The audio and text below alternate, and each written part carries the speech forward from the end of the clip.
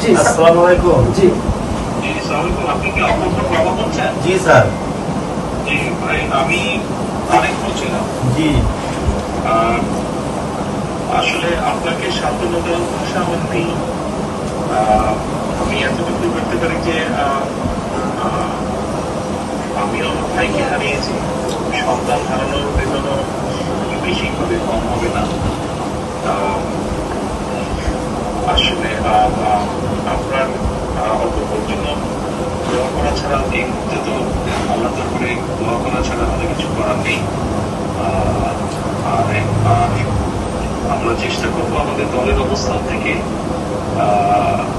আইন শৃঙ্খলা বাহিনীকে বলার জন্য যে এটার সাথে যারা জড়িত তাদেরকে যদি শাস্তি না দেয় সম্ভব হয়।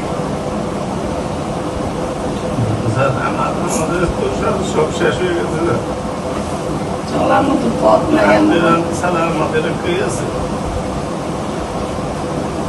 আমার আপনার অচল হয়ে গেছে, আমি আবার অচল হই।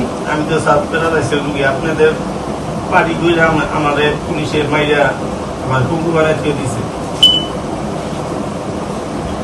আপনার ছেলে তো দুইজন মধ্যে অর্ণব এবং অপূর্ব না? না, 3 ছেলে। 3 ছেলে। আচ্ছা আচ্ছা।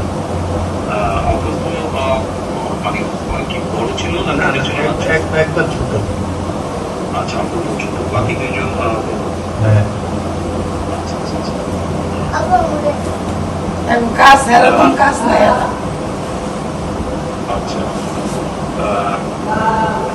আমরা দেখবো আমরা কতটুকু কি করতে পারি, আমরা চেষ্টা করবো। আমাদের বহু নেতা কর্মী এইভাবে নির্যাতিত হয়েছে, বহু নেতা কর্মীর সমস্যা আছে।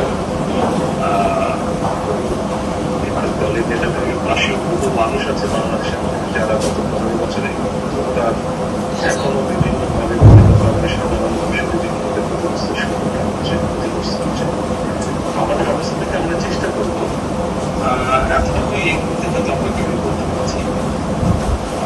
আর আমাদের যদি আপনার যেহেতু শরীর খারাপ, আমাদের পক্ষ থেকে যদি কিছু করা সম্ভব হয় আমাদেরকে জানাবেন। আপনার কাছে শ্যামল মালুম গিয়েছে, আপনি ওর কাছেও বলতে পারেন। কোনো চিকিৎসার ব্যবস্থা যদি আমরা করতে পারি নিশ্চয়ই আমরা করবো ইনশাআল্লাহ।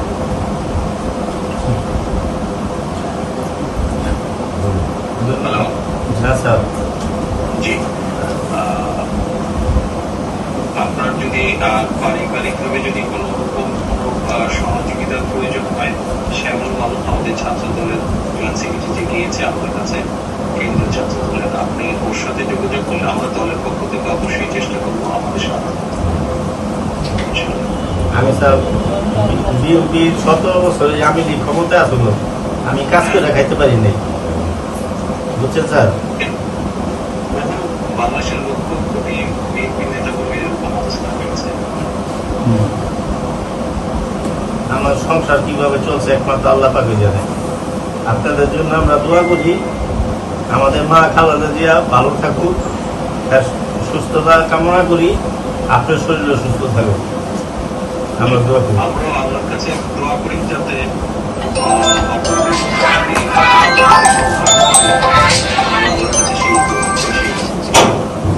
আমি ব্যক্তিগতভাবে দোয়া করি আপনারা ভালো থাকেন, সুস্থ থাকেন। আমাদের যদি কিছু করার থাকে আপনাদের মধ্যে দয়া করে জানাবো।